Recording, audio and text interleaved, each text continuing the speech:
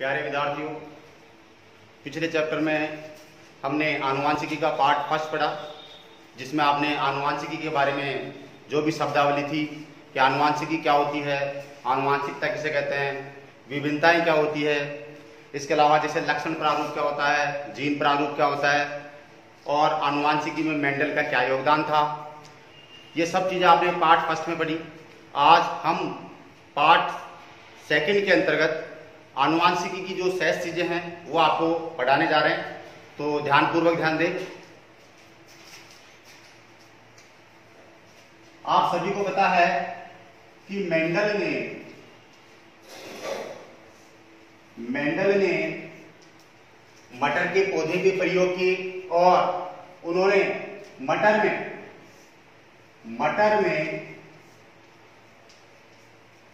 7 विपर्यासी, मैंने आपको बताया था विपर्यासी या युग्म विकल्पी लक्षण वे होते हैं जिसमें प्रभावी और अप्रभावी दोनों लक्षण मौजूद रहते हैं। तो मेंडल ने मटर में 7 विपर्यासी लक्षणों का चयन किया। तो यह भी क्वेश्चन बनता है कि मेंडल ने कितने विपर्यासी लक्षणों का चयन किया, तो आपको बताना है कि मेंडल ने मटर में 7 विपर्यासी, वैसे टोटल इसने लक्षण 34 लक्षण चुने थे मटर में, उनमें से उसने 7 विपर्यासी लक्षणों का चयन किया। अब वो विपर्यासी लक्षण कौन कौन से थे, आप सभी को इधर ध्यानपूर्वक देखना है। तो इसके लिए मेंडल द्वारा जो चुने गए 7 विपर्यासी लक्षण थे वो कौन कौन से थे।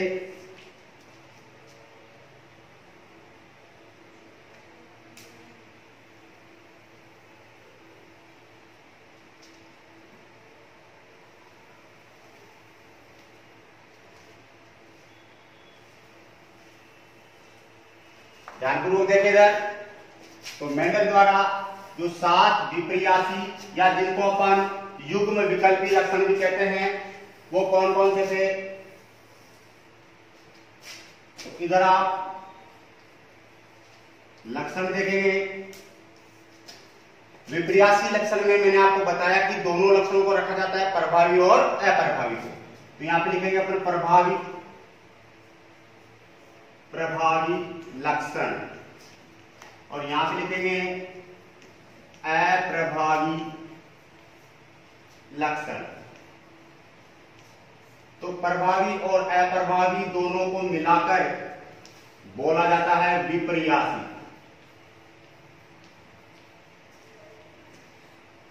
तो मेंडल ने जो पहला लक्षण चुना, पहला लक्षण था तने की ऊंचाई, तने की ऊंचाई। अब प्रभावी कौन सा होगा, अगर तना लंबा है, अगर तना लंबा है तो वो होगा प्रभावी, और अगर मटर का तना बोना है तो वो होगा अप्रभावी। दूसरा लक्षण था पुष्प की स्थिति, कि पुष्प कहां पे लग रहा है, पुष्प की स्थिति। तो देखिए इधर, अगर पुष्प कक्षीय लग रहा है, कक्षीय लग रहा है टॉप फ्लोर पे तो वो होगा प्रभावी, और अगर अंते लग रहा है, नीचे लग रहा है अंते, तो उसको बोलेंगे अपन अप्रभावी। तीसरा था पुष्प का रंग। इसमें ध्यान दें, तो मटर के पुष्प का रंग बैंगनी है, बैंगनी है तो वो कहलाएगा प्रभावी लक्षण, और सफेद होता है पुष्प का रंग तो वो कहलाता है अप्रभावी। चौथा लक्षण जो चुना आपने, फली का आकार, मटर की जो फली होती है उसका आकार। अगर फली फूली हुई है तो यहां पे लिखेंगे आप फूली हुई, अगर फली फूली हुई है तो आएगा प्रभावी लक्षण, और अगर सिकुड़ी हुई है, सिकुड़ी हुई है तो वो लक्षण कहलाएगा अप्रभावी। इसके बाद में नंबर 5 जो लक्षण था वो था फली का रंग। फली का रंग सबने देखा है, मटर की फली का रंग अगर हरा है, फली का रंग अगर हरा है तो वो लक्षण कहलाएगा प्रभावी, और फली का रंग अगर पीला है तो वो कहलाएगा अप्रभावी। इसके बाद में लक्षण नंबर 6, बीज की आकृति। मटर का जो बीज होता है वो किस आकृति का होता है? अगर सब जानते हैं भी, अगर मटर का बीज गोल है तो वो कहलाएगा प्रभावी लक्षण, और यदि झुर्रीदार है तो वो कहलाएगा अप्रभावी। इसके बाद में जो लास्ट लक्षण था नंबर 7 वो था बीज का रंग। इसमें थोड़ा ध्यान देना है। आप जैसे देखते हो कि बीज का रंग हरा होता है, लेकिन जो हरा रंग होता है वो अप्रभावी होता है क्योंकि वो कच्चा होता है उस समय। तो मटर का बीज जब पक जाता है तो प्रभावी लक्षण माना जाता है पीला। तो मटर का बीज का जो रंग है वो पीला है तो प्रभावी है, और अगर हरा है तो वो अप्रभावी होगा। तो इस प्रकार से मेंडल ने मटर के पौधे पर या मटर के पौधे में 34 विपर्यासी लक्षण चुने, उनमें से 7 लक्षणों का उसने चयन किया, विपर्यासी लक्षणों का। और मैंने आपको बताया विपर्यासी, युग्म विकल्पी या अलील या एलिलोमॉर्फ, ये चारों एक ही चीज होती है जिसमें प्रभावी और अप्रभावी लक्षण दोनों मौजूद हो तो उसको अपन विपर्यासी लक्षण कहते हैं। तो ये मेंडल द्वारा चुने गए 7 विपर्यासी लक्षण थे। तो मेंडल ने मटर के पौधे में 7 विपर्यासी लक्षणों का चयन किया। अब आगे देखिए, आगे हम मेंडल ने जो आनुवांशिकता के नियम दिए या जो क्रॉस करवाए मटर के पौधे पे, उनके बारे में हम पढ़ेंगे। तो देखिए,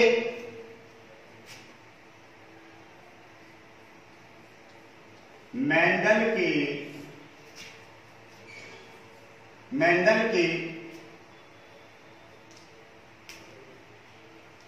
आनुवांशिकता के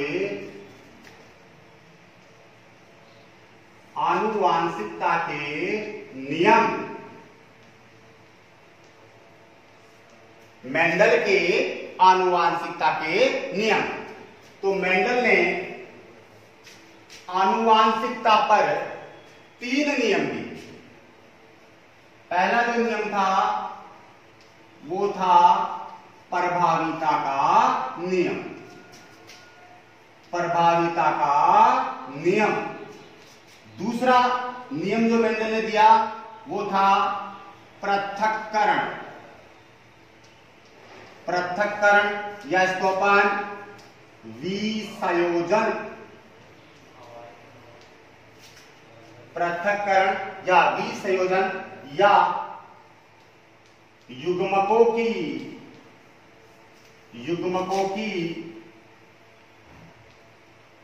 शुद्धता, युग्मकों की शुद्धता का नियम भी कहते हैं। दूसरा नियम यह था। तीसरा जो उसने नियम दिया वो था स्वतंत्र अपव्यूहन। स्वतंत्र अपव्यूहन का नियम। स्वतंत्र अपव्यूहन का नियम। तो मेंडल ने आनुवांशिकता के 3 नियम दिए। पहला नियम था प्रभाविता का नियम, दूसरा था पृथक्करण या इसको अपन विसंयोजन या युग्मकों की शुद्धता का नियम भी कहते हैं। तीसरा नियम दिया था स्वतंत्र अपव्यूहन का नियम। ये 3 नियम जो दिए उससे पहले मेंडल ने 2 क्रॉस करवाए। तो ये जो 2 नियम है, पहला नियम और दूसरा नियम, पहला प्रभाविता का नियम और यह है पृथक्करण का नियम, ये दोनों नियम एक संकर क्रॉस पर आधारित है। एक संकर क्रॉस पर आधारित है। दूसरा जो नियम था स्वतंत्र अपव्यूहन का नियम, ये नियम आधारित था द्विसंकर क्रॉस पर। द्विसंकर क्रॉस पर स्वतंत्र अपील का नियम आधारित था। अब अपन देखेंगे कि एक संकर क्रॉस क्या होता है और द्विसंकर क्रॉस क्या होता है। तो पहले अपन एक संकर क्रॉस पढ़ेंगे, इसके ऊपर जो मेंडल ने नियम दिए, प्रभाविता का नियम और पृथक्करण का नियम, इसके बारे में पढ़ेंगे। तो पहले अपन पढ़ेंगे एक संकर क्रॉस, मोनोहाइब्रिड क्रॉस। पहला जो क्रॉस करवाया मेंडल ने वो था एक संकर क्रॉस। एक संकर क्रॉस जिसको अपन कहते हैं इंग्लिश में मोनो हाइब्रिड क्रॉस। तो जैसे नाम से आपको समझ में आ रहा है, एक संकर या एकल संकर भी कहते हैं इसको। देखिए एक संकर क्रॉस क्या होता है कि इसमें एक जीन की वंशागति या आनुवांशिकता, वंशागति का अध्ययन किया जाता है, जिसमें एक लक्षण की या एक जीन की वंशागति का अपन अध्ययन करें तो वो तो कहलाता है एक संकर क्रॉस। और जिसमें दो लक्षणों की या दो जीन की वंशागति का अध्ययन करें तो उसको अपन कहते हैं द्विसंकर क्रॉस। अब एक संकर क्रॉस होता क्या है तो आपको बताना है, जब दो विपर्यासी, या आप ऐसे बता सकते हैं कि एक जोड़ी, ये यहां पे आपको ध्यान देना है, एक संकर क्रॉस में अपन जो लक्षण लेंगे वो एक जोड़ी लेंगे और द्विसंकर क्रॉस में जो अपन लक्षण लेंगे वो दो जोड़ी लेंगे। जैसे नाम से पता चल रहा है, एक संकर में आप एक जोड़ी लक्षण लेंगे और द्विसंकर क्रॉस में दो जोड़ी लक्षण लेंगे। एक जोड़ी लक्षण कौन से लेंगे? विपर्यासी। एक जोड़ी विपर्यासी लक्षणों के मध्य क्रॉस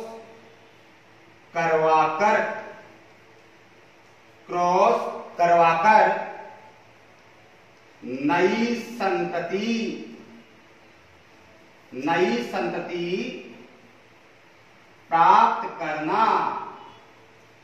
नई संतति प्राप्त करना एक संकर क्रॉस कहलाता है। एक संकर क्रॉस कहलाता है। तो ध्यान दें, इधर परिभाषा क्या हो गई? एक जोड़ी विपर्यासी लक्षणों के मध्य क्रॉस करवाकर नई संतति प्राप्त करना एक संकर क्रॉस कहलाता है। इसी प्रकार द्विसंकर क्रॉस में केवल आपको यहाँ पे एक जोड़ी के स्थान पे दो जोड़ी विपर्यासी लक्षण लेने हैं, परिभाषा हुई।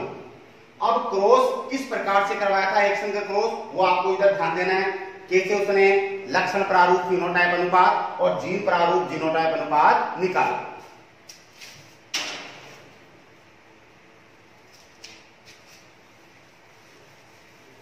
देखिए इधर एक संकर क्रॉस कैसे करवाया जाता है।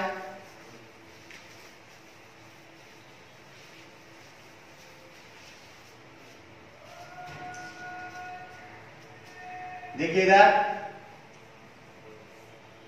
एक संकर क्रॉस,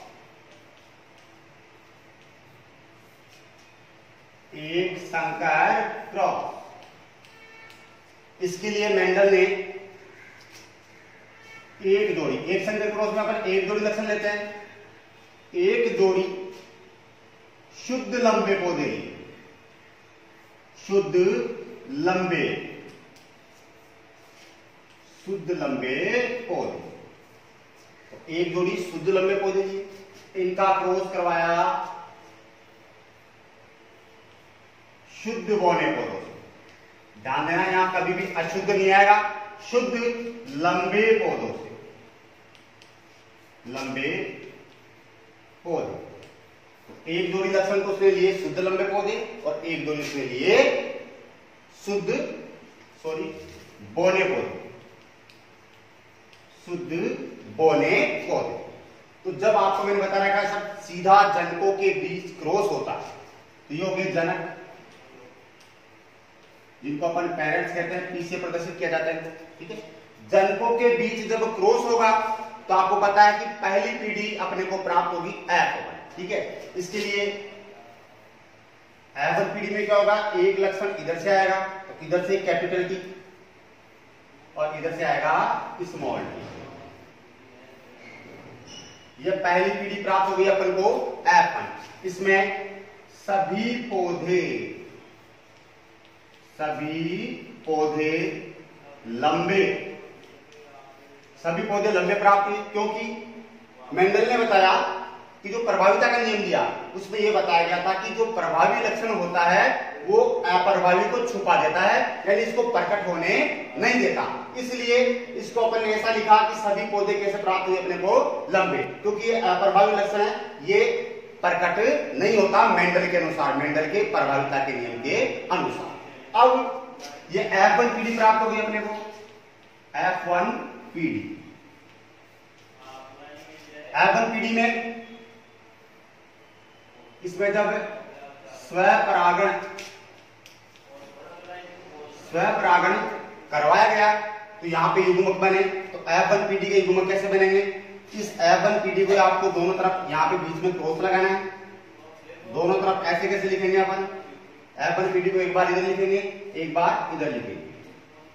ये बन गए युग्मक, जिनको अपन गैमेट कहते हैं, युग्मक, इसको जी या गैमेट से प्रदर्शित करते हैं, गैमेट या जी। तो यहाँ पे ये F1 पीढ़ी है, बीच में आपने इनके बीच में F1 पीढ़ी के बीच अपन क्या करवाएंगे, क्रॉस करवाएंगे। देखिए इधर, तो ये युग्मक जो आपके पास बने हैं, तो इसमें इधर वाले को ले लेंगे अपन, ये हो गया नर, ये नर का निशान होता है नर युग्मक, और इधर ले लेंगे अपन, ये मादा का निशान होता है, ये हो गया मादा युग्मक। ये नर युग्मक हो गए और ये मादा। अब इनके बीच अपन क्या करवाते हैं, क्रॉस करवाते हैं। तो पहले ये आपका जो कैपिटल टी है ये इन दोनों से क्रॉस होगा। इसके लिए देखो इधर, इस टी को अपन सबसे पहले इससे क्रॉस करवाएंगे, इस टी को इससे क्रॉस करवाएंगे तो आपके पास बनेगा कैपिटल टी, कैपिटल, ठीक है। अब ये इससे क्रॉस हो गया, अब इसको इससे क्रॉस करवाएंगे, इसके ऊपर से लेंगे, यहां से ये क्रॉस यहां पे हो गया, तो ये बनेगा कैपिटल टी स्मॉल टी, यहां पे बन गया कैपिटल टी स्मॉल टी। इसका काम फिनिश हो गया, दोनों से क्रॉस करवा दिया। अब इसका है तो इसको इससे करवाएंगे और फिर इससे करवाएंगे, इसको यहां ऊपर से ले जाते हैं अपन, ये बना अपने पास। पहले कैपिटल को ही लेंगे, स्मॉल को पहले कभी नहीं लिखेंगे, तो पहले कैपिटल टी और स्मॉल टी, इसके बाद में इसको क्रॉस इससे करवाएंगे, यहाँ पे आपको प्राप्त होगा स्मॉल टी स्मॉल टी।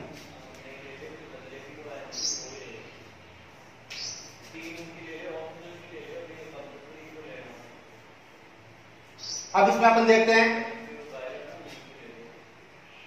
कि तीन पौधे, 1, 2 और 3, ये तो लंबे प्राप्त हो रहा है, और एक जो पौधा है वो कैसा प्राप्त हो रहा है, बोना प्राप्त हो रहा है। अब इसका जो अनुपात निकाला जाए, यानी पौधों का अनुपात निकालें, तो 75% तो लंबे पौधे प्राप्त होंगे और 25% बोने, 25% बोने पौधे प्राप्त होंगे, ठीक है। अब इसका अपन अनुपात निकालें, तो पहला अनुपात मैंने आपको बताया था लक्षण प्रारूप, या जिसको अपन फिनोटाइप भी कहते हैं, जिसको अपन फिनोटाइप भी कहते हैं। तो लक्षण प्रारूप मैंने बताया था कि जब किसी सजीव की बाह्य जीन संरचना को देखा जाता है तो उसको अपन कहते हैं लक्षण प्रारूप। जो लक्षण आपको सीधा दिख रहा है, तो उसमें आपको लंबे कितने दिख रहे हैं, 1, 2 और 3, तो 3 अनुपात और बोना कितना दिख रहा है 1। तो ये तो हो गया इसका लक्षण प्रारूप। एक संकर क्रॉस का लक्षण प्रारूप अनुपात या फिनोटाइप अनुपात कितना आता है 3:1। अब इसकी बात करें अपन दूसरा अनुपात जो निकालते हैं जीनोटाइप। जीनोटाइप या जिसको अपन जीन प्रारूप कहते हैं, जीन प्रारूप अनुपात। अब देखिए आपको इसमें शुद्ध लंबा कौन सा है, केवल एक दिखाई दे रहा है शुद्ध लंबा। इसके बाद में ये 2 हैं, ये संकर लंबे हैं क्योंकि इसमें शुद्ध भी आ रहा है और अशुद्ध भी आ रहा है, तो इसको कहते हैं अपन संकर लंबे। तो अनुपात क्या आएगा जीन प्रारूप 1:2 पौधे हो गए, 2:1 हो गया शुद्ध लंबा। तो उसका जीन प्रारूप आएगा 1:2:1। ये आपको ध्यान देना है एक संकर क्रॉस में, एक संकर क्रॉस कैसे होता है, ठीक है। और ये आपको जो प्राप्त हुई है इसको लिख देंगे अपन F2PD। मैंने आपको बताया F1PD के बीच जब क्रॉस करवाया जाता है तो F2PD प्राप्त होती है। यह आपका एक संकर क्रॉस हो गया। एक संकर क्रॉस का जो लक्षण प्रारूप अनुपात आएगा वो कितना आएगा 3:1। और इसका जो जीन प्रारूप अनुपात आएगा वो कितना आएगा 1:2:1, क्योंकि इसमें एक शुद्ध लंबा 1 बन रहा है और संकर लंबे 2 बन रहे हैं और शुद्ध बोना 1 बन रहा है। तो ये होता है एक संकर क्रॉस। अब आगे देखिए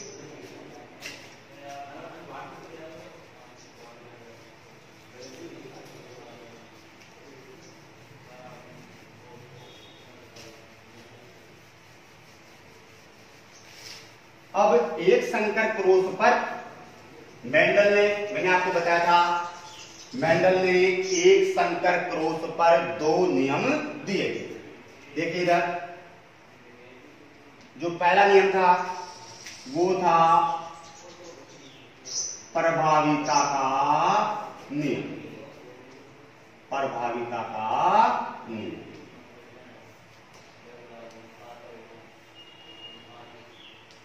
पहला नियम था प्रभाविता का नियम। तो प्रभाविता का नियम किसे कहते हैं मेंडल के अनुसार? तो मेंडल ने बताया कि जब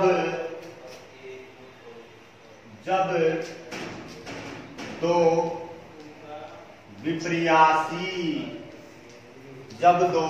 विपर्यासी लक्षणों के मध्य क्रॉस करवाया जाता है तो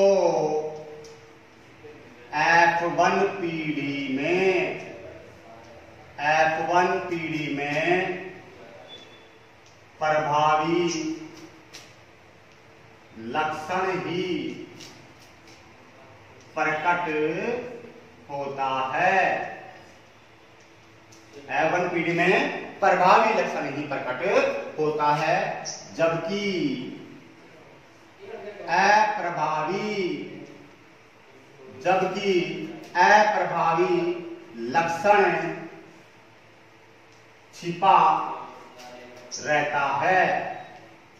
अप्रभावी लक्षण छिपा रहता है। तो ध्यान से देखिए प्रभाविता का नियम क्या था कि जब 2 विपर्यासी लक्षणों के मध्य क्रॉस करवाया जाता है तो F1PD में केवल जो प्रभावी लक्षण है वही प्रकट होता है और प्रभावी लक्षण इस अप्रभावी लक्षण को प्रकट होने नहीं देता, अर्थात इसको छिपा देता है। जैसे आपने क्रॉस करवा के अभी अपन ने देखा था, ये प्रभावी है और ये कौन सा है अप्रभावी।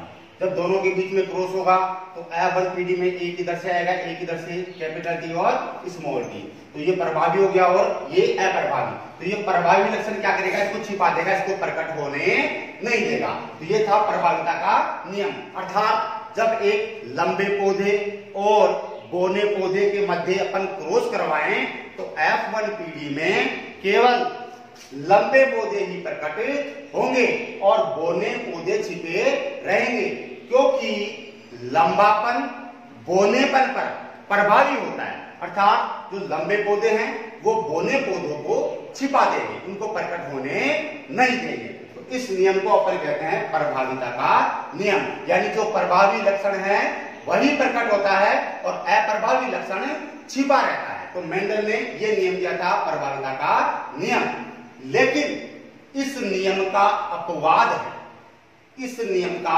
अपवाद। और वो अपवाद क्या है वो देखिए।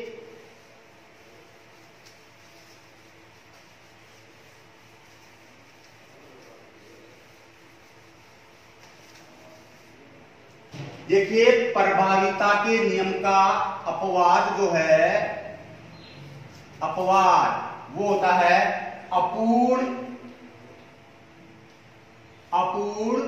प्रभाविता। अपवाद जिस प्रकार से मेंडल ने क्रॉस करवाया उसी प्रकार से एक वैज्ञानिक थे कोरेंस,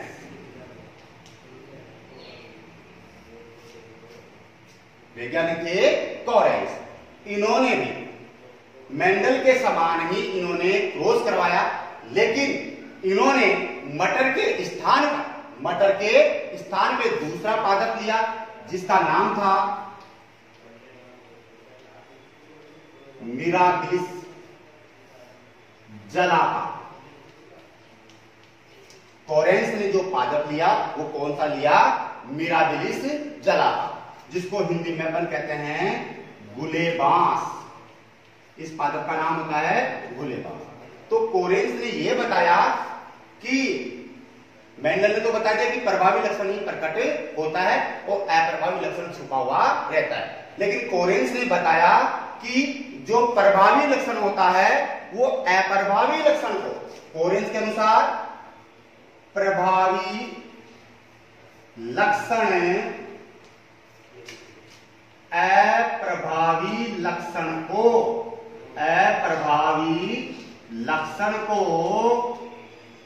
पूरी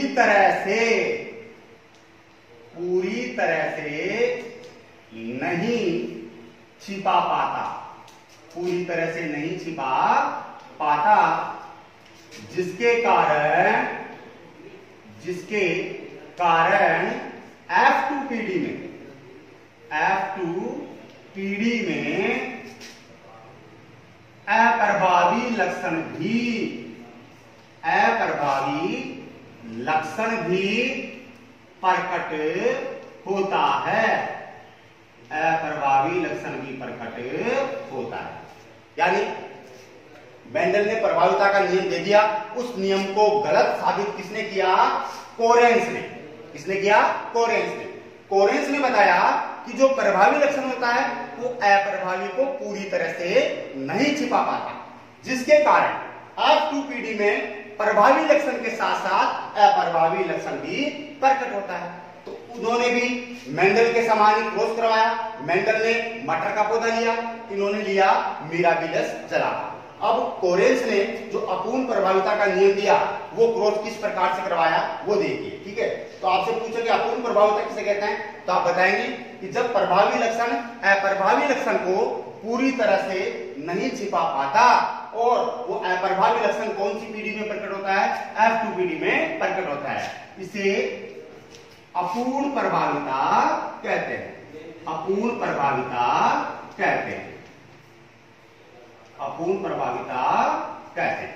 अब ध्यान दीजिए, कोरेंस ने यानी अपूर्ण प्रभाविता का जो क्रॉस करवाया वो किस प्रकार से करवाया।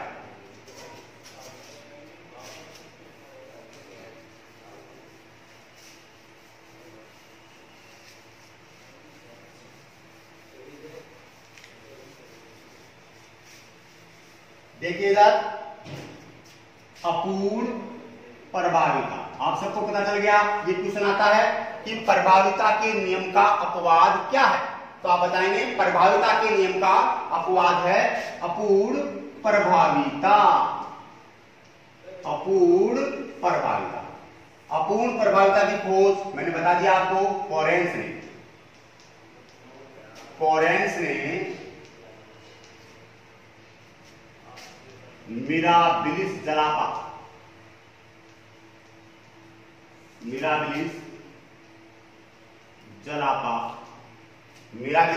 पादप में की। इन्होंने जो क्रॉस करवाया, देखिए इन्होंने मिराबिलिस जलापा के लाल पुष्प कौन से पुष्प लिए? लाल पुष्प। और इनका क्रॉस करवा दिया किससे? स्मॉल आर स्मॉल आर, सफेद पुष्पों से, सफेद पुष्पों से। सेम क्रॉस वैसा ही है जैसा मेंडल ने करवाया, लेकिन इसमें उसने लाल पुष्पों का क्रॉस किससे करवाया? सफेद पुष्पों से। तो ये तो हो गए जनक, पेरेंट्स। अब आप सभी को बताया पहली पीढ़ी कौन सी प्राप्त होगी? F1। F1 पीढ़ी के लिए एक आर इधर से आएगा और एक आर इधर से आएगा। ये कौन सी पीढ़ी प्राप्त हुई? F1। जिस प्रकार से मेंडल को कैपिटल टी और स्मॉल टी प्राप्त हुआ था, इधर आ जाएगा कैपिटल आर और स्मॉल आर। तो इसमें अब आप सब जानते हैं लाल में अपन थोड़ा सफेद मिलाते हैं तो उसका रंग कैसा हो जाएगा? गुलाबी हो जाएगा। तो यहाँ पे सभी पौधे गुलाबी, ये कौन ने बताया? यहाँ पे उसने ये नहीं बताया कि सभी पौधे लाल होंगे, क्योंकि उसने बताया कि प्रभावी के साथ अप्रभावी लक्षण भी क्या हो रहा है? प्रकट। तो सभी पौधे कैसे हो जाएंगे? गुलाबी। तो ये हो गई F1 पीढ़ी। अब वही इसमें क्या करवाया गया? स्वपरागण। स्वपरागण, स्वपरागण करवाएगा। तो यहां पे बनेंगे युग्मक, वैसे की वैसे युग्मक बनाने, आर और आर बीच में लगाएंगे आप क्रॉस, उसके बाद में आर और आर। ये F1 पीढ़ी के क्या ले लिया अपन ने? ये युग्मक हो गए, युग्मक। यहाँ पे वही लिखेंगे अपन, ये नर युग्मक और ये मादा युग्मक। तो वैसा का वैसा क्रॉस करवाना है। पहले इस आर का क्रॉस किससे करवाएंगे? इस आर से। तो यहां बनेगा कैपिटल आर, कैपिटल आर। फिर इस आर का क्रॉस अपन इससे करवाएंगे, ये बन गया कैपिटल आर, स्मॉल आर। ये इन दोनों से क्रॉस हो गया। इसके बाद में इसका नंबर है, इससे करवाएंगे तो पहले प्रभावी को लिखेंगे कैपिटल आर और स्मॉल आर। इसका क्रॉस इससे करवाएंगे तो बनेगा स्मॉल आर, स्मॉल आर। अब कोरेंस ने जो अनुपात निकाला, उसने क्या निकाला कि एक पौधा तो बन रहा है शुद्ध लाल, शुद्ध लाल। ये दो पौधे जो बन रहे हैं वो कैसे बन रहे हैं? गुलाबी। दो पौधे गुलाबी। और एक पौधा कैसा बन रहा है? शुद्ध सफेद, शुद्ध सफेद। एक पौधा। तो अनुपात क्या हो गया इसका? 1:2:1। तो यहां पे आपको ध्यान रखना है किसका? जीनोटाइप और फिनोटाइप, दोनों अनुपात एक ही होता है। देखिए इसका लक्षण प्रारूप, या जिसको अपन कहते हैं फिनोटाइप, फिनोटाइप वो कितना आएगा? 1:2:1। और इसका जीनोटाइप, जीनोटाइप या जीन प्रारूप वो भी कितना आएगा? 1:2:1। यानी मेंडल से भिन्न है, इसको अपन और तोड़ना चाहिए तो इसको अपन 1:1 भी लिख सकते हैं। तो यहाँ पे अनुपात ये भी हो सकता है 1:1:1:1। तो मेंडल ने जो अनुपात निकाला और कोरेंस ने जो अनुपात निकाला वो काफी भिन्न प्राप्त हुआ। इसलिए अपूर्ण प्रभाविता को प्रभाविता के नियम का अपवाद कहा जाता है। तो पहला मेंडल का नियम हो गया प्रभाविता का नियम, और इसका अपवाद भी आपने पढ़ लिया अपूर्ण प्रभाविता। अब अपन बात करेंगे मेंडल के दूसरे नियम की, जो वो भी एक संकर क्रॉस पे आधारित था। वो नियम था पृथक्करण का नियम। पृथक्करण का नियम, जिसे अपन युग्मकों की शुद्धता का नियम भी कहते हैं, क्योंकि इस नियम का कोई भी अपवाद नहीं है। देखिएगा मेंडल का जो दूसरा नियम था पृथक्करण का नियम, पृथक्करण का नियम ये भी आपको पता है। मेंडल ने दो नियम दिए, प्रभाविता का नियम और दूसरा पृथक्करण का नियम। ये दोनों नियम दिए एक संकर क्रॉस पर। किस पे दिए? एक संकर क्रॉस पर। तो पृथक्करण का नियम देखिएगा, इसे विसंयोजन, इसे विसंयोजन या युग्मकों की शुद्धता का नियम, इसे विसंयोजन या युग्मकों की शुद्धता का नियम भी कहते हैं। अब देखिए, आपको नाम से पता चल रहा है, तो इसमें आपको यह बताना है कि जब दो विपर्यासी लक्षणों के मध्य क्रॉस करवाया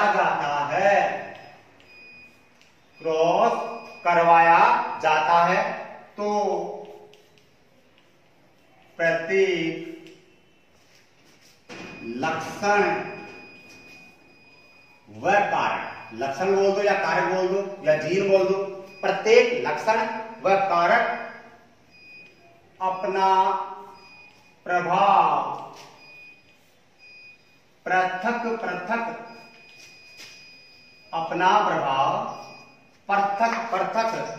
रूप से प्रकट करते हैं। यानी लंबे अलग प्रकट होते हैं और बोले पौधे अलग प्रकट होते हैं। तो आपको ध्यान देना है कि जो पृथक्करण का नियम था, इसे विसंयोजन का नियम या युग्मकों की शुद्धता का नियम भी कहते हैं।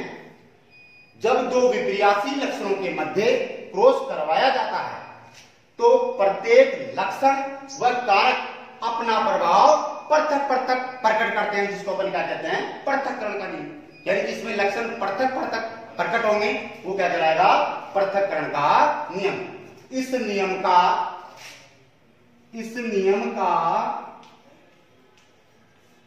कोई भी अपवाद नहीं है, इसलिए इस नियम को युग्मकों की शुद्धता का नियम भी कहते हैं। तो आपको ध्यान देना है, मेंडल ने एक संकर क्रॉस पर आनुवांशिकता के दो नियम दिए। पहला नियम दिया था प्रभाविता का नियम, वो आपने पढ़ लिया। उसका अपवाद था अपूर्ण प्रभाविता, वो भी आप पढ़ चुके। उसके बाद में मेंडल ने एक संकर क्रॉस पर आधारित जो दूसरा नियम दिया था, वो था पृथक्करण का नियम। ये भी आपने करीब अच्छी तरह से पढ़ लिया कि पृथक्करण का नियम क्या होता है। इसे अपन विसंयोजन का नियम या युग्मकों की शुद्धता का नियम भी कहते हैं। अब आगे चलते हैं।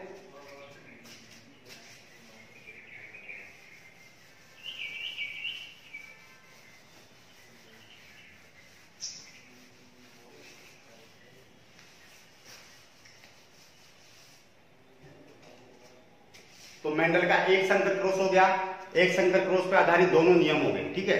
अब द्विसंकर क्रॉस से पहले आपको एक संकर क्रॉस पे आधारित कुछ क्रॉस और है जो मैं आपको बताना चाहता हूं। देखिए, एक क्रॉस होता है संकर पूर्वज संकरण, संकर पूर्वज संकरण, जिसको इंग्लिश में बोलते हैं बैक क्रॉस,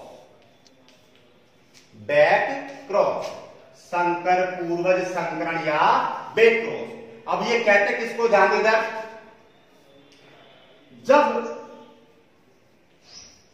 जब F1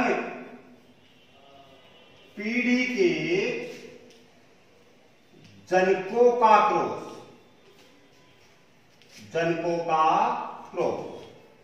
इसमें आपको सीधे जनक नहीं लेने, इसमें आपको केवल F1 पीढ़ी के बीच क्रॉस करवाना है। जैसे आपने क्रॉस करवाया था capital T cross small T, तो आपको F1 पीढ़ी क्या प्राप्त हुई थी? कैपिटल टी स्मॉल टी, ये F1 पीढ़ी प्राप्त हुई। तो इसका ही क्रॉस अपन करवाकर और उसमें F2 पीढ़ी प्राप्त करेंगे। तो ध्यान दे इधर, जब F1 पीढ़ी के जनकों का क्रॉस या तो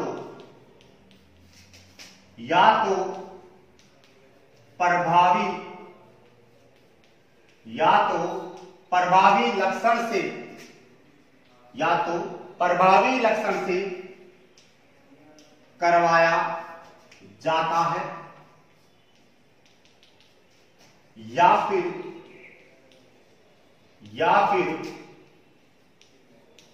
अप्रभावी लक्षण से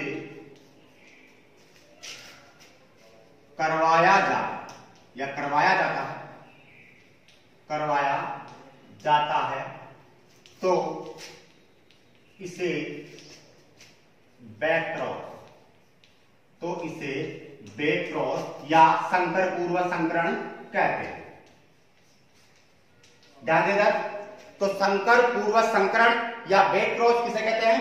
कि जब F1 पीढ़ी के जनकों का क्रॉस या तो प्रभावी से करवाएं या अप्रभावी से, या तो प्रभावी से करवा दें या अप्रभावी से, तो वो क्रॉस कहलाएगा बैक क्रॉस। जैसे F1 पीढ़ी आपके पास ये प्राप्त होती है, ठीक है, इसका क्रॉस या तो आप प्रभावी से करवा दें, प्रभावी हो गया, दोनों तरफ कैपिटल टी, ये क्या हो गया? प्रभावी।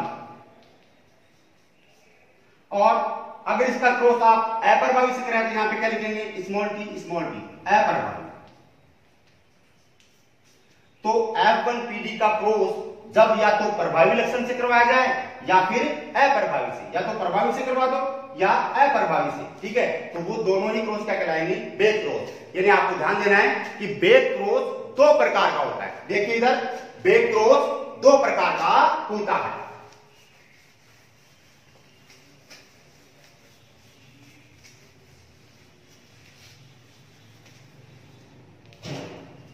बैक क्रॉस या संकर पूर्व संकरण दो प्रकार का होता है, ध्यान से समझना इसको। ठीक है बेटा, पहला जो क्रॉस होता है, यानी बैक क्रॉस दो प्रकार से होता है। पहला होता है बाह्य संकरण, जिसको अपन बोलते हैं आउट क्रॉस, जिसको अपन कहते हैं आउट क्रॉस। और दूसरा होता है परीक्षण संकरण, जिसको अपन बोलते हैं टेस्ट क्रॉस। ठीक है, तो अब आपको क्या करना है? सिंपल सी चीज है कि बाई आउट क्रॉस तो किसको कहेंगे? देखिए बेटा, जब F1 पीढ़ी के जनकों का क्रॉस किससे करवाया जाए? प्रभावी से। ये ध्यान देना है, प्रभावी से करवाया जाता है, यानी प्रभावी लक्षण से करवाया जाता है, तो इसे आउट क्रॉस कहते हैं। आउट क्रॉस कहते हैं। समझ में आ गया सबको कि बैक क्रॉस में आपको मैंने बताया कि जब F1 पीढ़ी के जनकों का क्रॉस या तो प्रभावी से करवाएं या अप्रभावी से, तो दोनों ही कंडीशन को क्या कहलाएगा? Back cross. यानी बैक क्रॉस दो प्रकार से होता है। जब आप F1 पीढ़ी के जनकों का क्रॉस जब प्रभावी से करवाएंगे तो वो तो कहलाएगा आउट क्रॉस। और जब आप अप्रभावी से करवाएंगे, F1 पीढ़ी के जनकों का क्रॉस जब अप्रभावी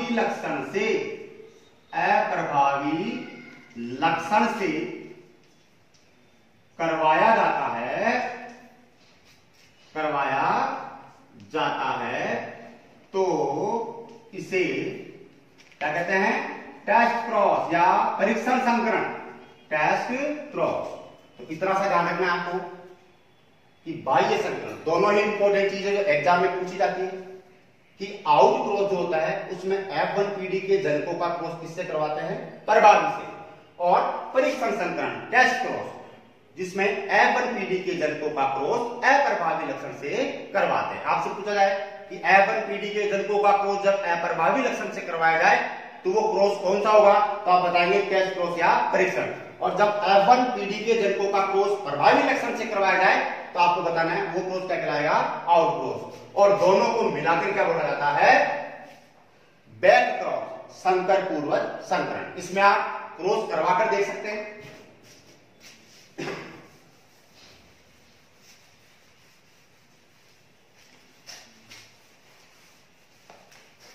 देखिए इधर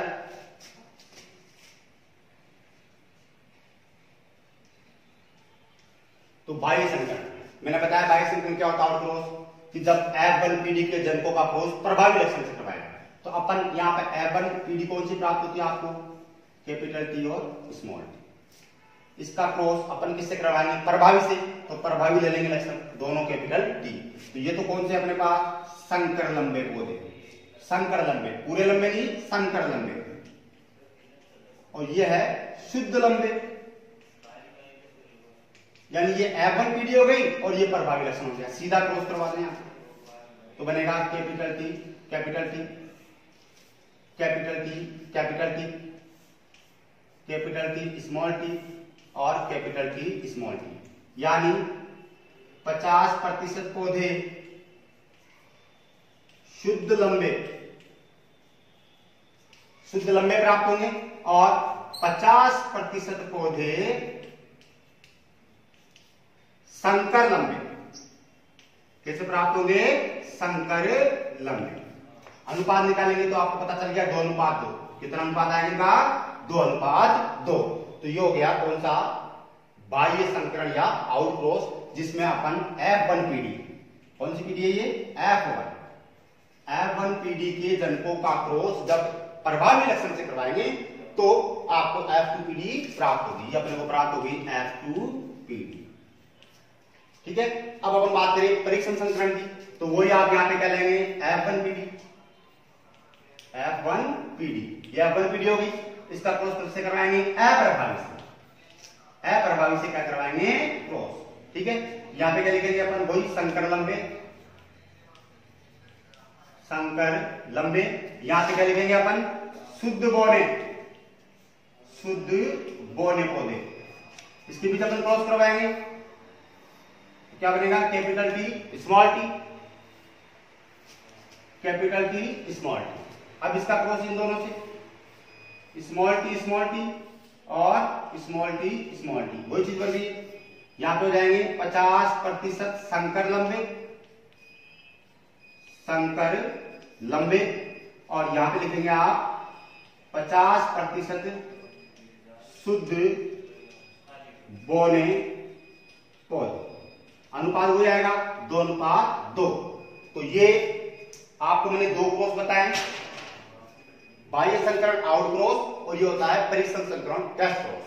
जब F1PD के जनकों का क्रॉस अपन प्रभावी लक्षण से करवाएंगे तो उसको तो कहेंगे आउट क्रॉस, और जब F1PD के जनकों का क्रॉस अपन किससे करवाएंगे, अप्रभावी से करवाएंगे तो वो कहलाएगा परीक्षण संकरण या टेस्ट क्रॉस।